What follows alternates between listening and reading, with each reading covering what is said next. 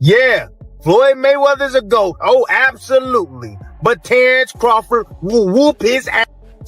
He would beat Floyd Mayweather. I'm telling you right now, he will beat Floyd Mayweather too. He will beat him too. He got everything it takes to beat Floyd. Who do you think wins in a fight, you or Prime Floyd? Me. No questions? Why would you think that I would say Floyd? You know, that's one of my favorite fighters. But yeah.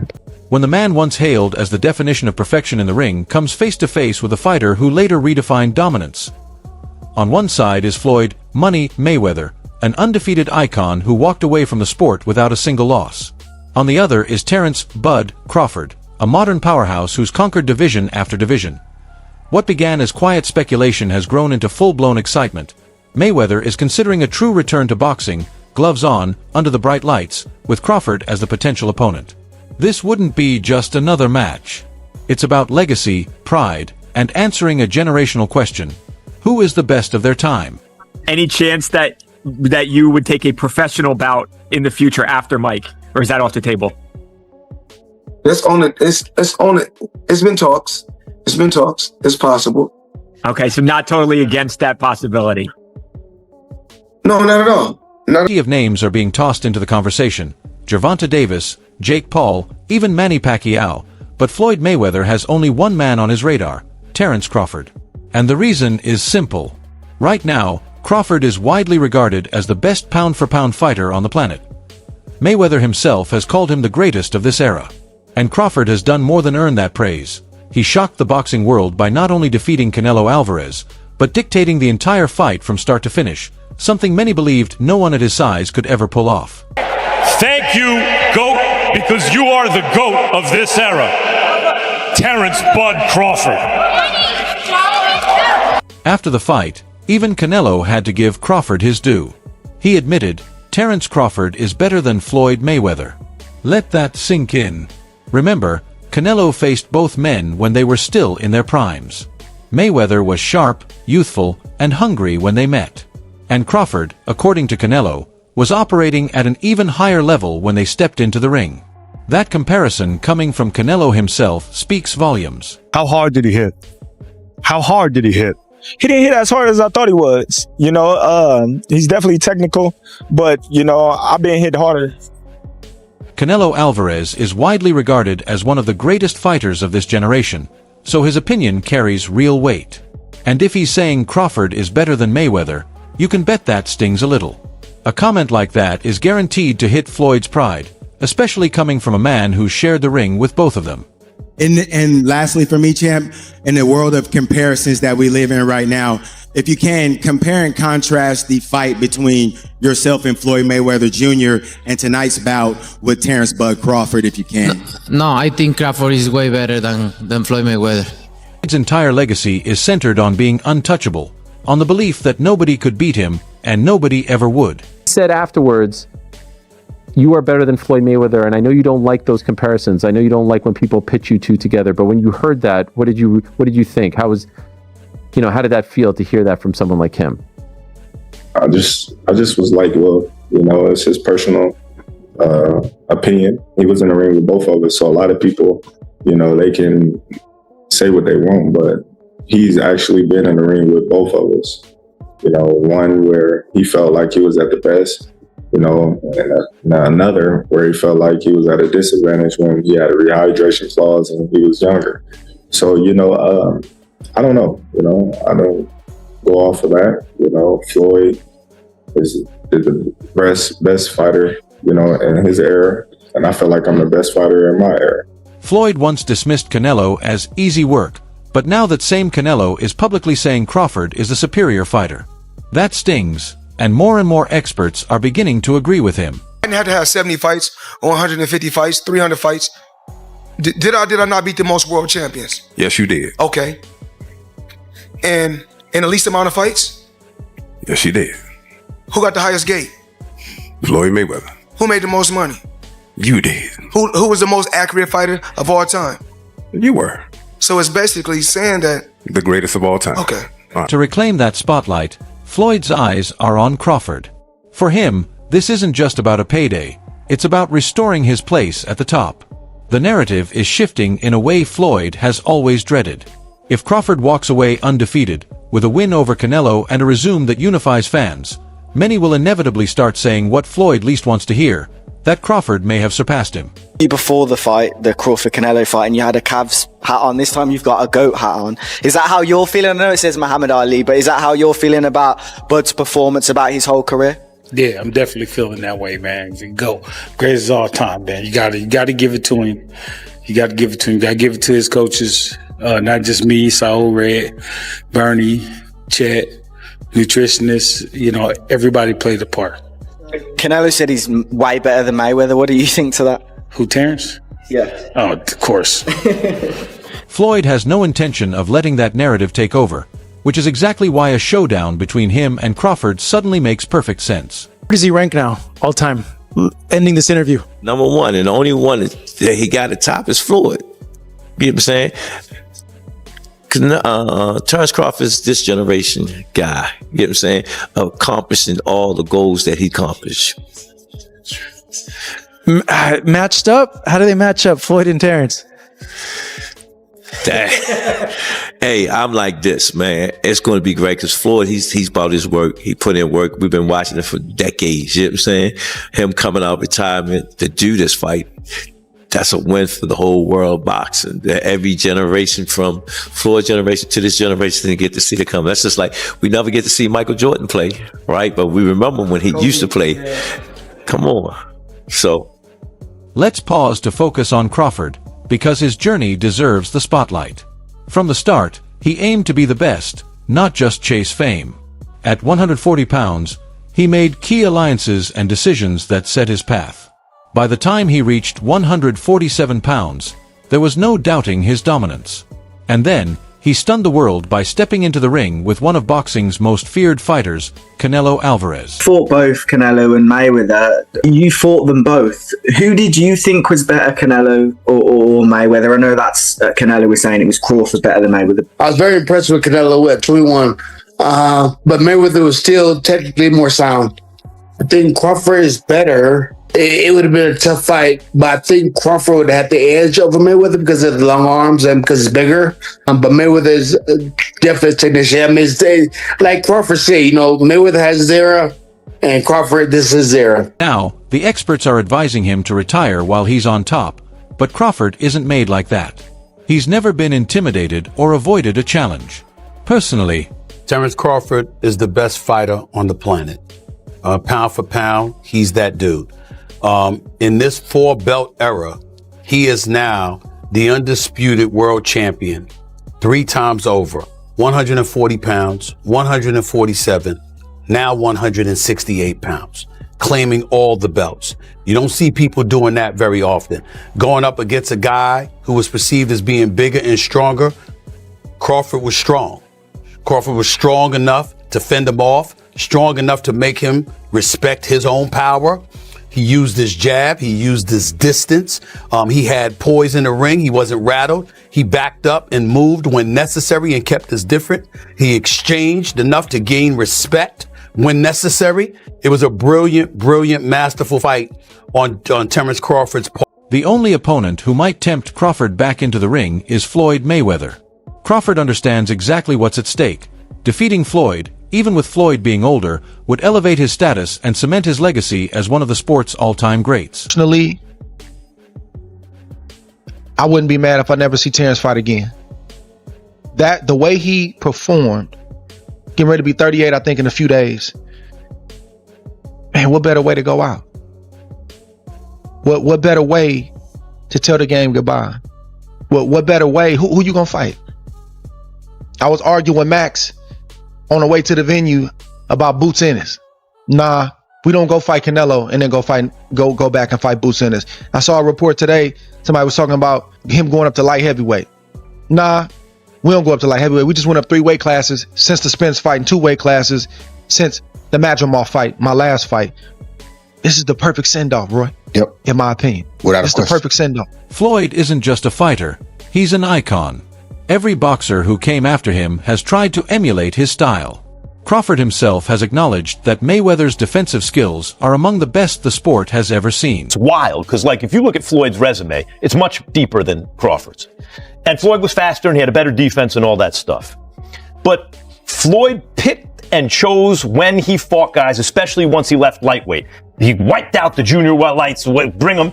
Lightweight, he jumps up to Jose Luis Castillo first thing. A lot of people think he lost the first fight, then I didn't, but then he won the rematch. But once he left lightweight, he was careful about when he fought guys. So even though his resume is deeper with names, people remember, yeah, but he didn't want it with certain dudes at certain times. Crawford, we all witnessed, even though the resume is thin in certain ways, he wanted it with everyone the whole time. Oh, yes. That makes a difference to people. Floyd defeated everyone he faced. There's no question he's one of the greatest of all time. His defense was nearly untouchable, allowing him to land punches that opponents never saw coming. That level of mastery earned him respect from many, though he wasn't always given credit at the time. Boy beat everybody. That boy, man, that's the GOAT, man. That boy bad. On defense, like catch, bam, bam, bam, bam. Man, that boy bad. Floyd had the best defense in boxing history. Hitting you with shots that you don't see, that's where Floyd mastered. You know, hit and not get hit. Nothing really land. A lot of people, they give him credit now, but they didn't give him credit when he was back. Floyd's knowledge, composure, and movement have always impressed Crawford. But it's clear that Crawford is eager to test himself against that level of skill. He wants to see if his timing can match Floyd's legendary precision. Even facing a man who turned boxing into an art, Crawford is determined to prove he's still the best. Before diving into Floyd, let's address the matchup everyone in boxing keeps discussing: Jaron Ennis versus Terence Crawford. Boots' name inevitably comes up whenever people debate Crawford's next challenge, and it's easy to see why. Fans and analysts have compared them for years. Both are switch hitters, both excel defensively, and their styles make for a fascinating clash. Who they are cancels out each other as far as height. You know, they both switch hitters, length, and everything. All of that cancels out each other. So they are literally the same people, pretty much. The only difference is Crawford done been in a big stage against big fighters so many times. And also with age, he didn't beat up his body, so his age is actually good. He got the grown man strength. He not just grown man strength, but he built on top of that. Like, look at him at 135. He was a little scrawny dude. He wasn't a big dude. Now look at him. He ripped up everything. He's strong. So I feel like he got everything, all the experience, all the knowledge. So I got to go Crawford. But here's the truth. Crawford isn't seeking that fight. It's not about fear, it's about strategy. Remember, Crawford wanted to face Boots and even Fonder before he reached the top of the boxing world. His plan was to initiate big fights and make a name for himself, but many opportunities never materialized. At the time, Errol Spence Jr. was considered the big money fight, which made him the favorite opponent in the eyes of fans and promoters alike. Went elsewhere, but now that y'all see I'm the ticket, now y'all like, oh yeah, we want to fight Terence Crawford. We want Terence Crawford. That's the narrative now. I'm done with 147. I ain't going back. I'm like, all right, I want to fight Fondor. He got 2 belts. I want to become undisputed at 154. That was my train of thought. But when he said he didn't want to fight me because I wasn't basically big enough, I looked at him like, huh? They want to fight Errol Spence because he's a bigger fight. But you knew what that was, though. Yeah. It's cool. I'm not tripping on that because now they begging for a fight. Now they want to fight me now. I don't sell, so there's no need for you to even mention my name no more. Don't say Terence Crawford. Yeah. You know, all these guys that see now, they say, oh, he's the ticket. Win, lose, or draw, he's the ticket. I'll fight Terence Crawford. Come on, man. Boots had a chance to fight me. Virgil Ortiz had an opportunity to fight me, you know, but now everybody, I'll fight Terence, I'm this, I'm that. I'm like, okay, cool. When y'all had y'all opportunity, you know, y'all went elsewhere. But now that y'all see I'm the ticket, now y'all like, oh yeah, we want to fight Terence Crawford. We want Terence Crawford. That's the narrative now. Now that Crawford is at the top, everyone wants a piece of him. They're telling him to take fights, but he isn't motivated by that, especially after being passed over while he was rising through the ranks. As he said himself, opportunities may have existed earlier, but they never happened. That's why Crawford isn't chasing fighters like Fonder or Boots now. He doesn't need to prove he's the best, he already has. At this stage, it's about leaving a legacy and how his story concludes. That's why he's not focused on boots, and no amount of pressure from the experts will change that. About the Terence Crawford fight, I'm tired of answering questions about it. He already said millions of times that he not fighting me or looking my way, so I'm just tired of answering no questions, you know. And if a fight happened, it happened. You know, I wanted it to happen, but if not, yeah. Porter isn't the one deciding who comes next. The goal is to determine who truly stands at the top. And right now, there's only one name that makes sense: Floyd Mayweather. But Floyd still has one more spectacle to complete, a high-profile showdown with Mike Tyson. Meanwhile, a fight with Mayweather remains Crawford's ultimate dream. Just feel that Jaron Ennis against Terence Crawford is the fight.